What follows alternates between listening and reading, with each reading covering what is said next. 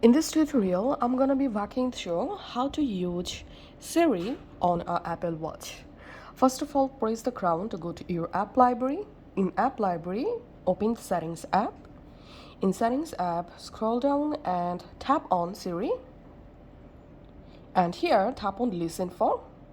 And here, you can select any option between these two, but don't select off. If you select off, your Siri won't work. So I'm selecting here Siri or Hey Siri only, and then go back from the settings and you can turn on raise to speak option. You can also enable press digital crown to active Siri, and then scroll down and tap on language, and here you can go ahead and select language for your Siri.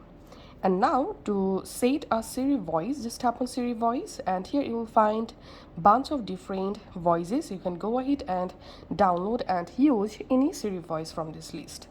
Now here, if you scroll down, you can tap on Siri responses and spoken responses. You can select always on, or you can just go ahead and select any option from here.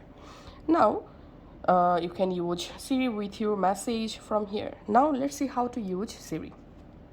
After turning on Siri, just say, Hey Siri,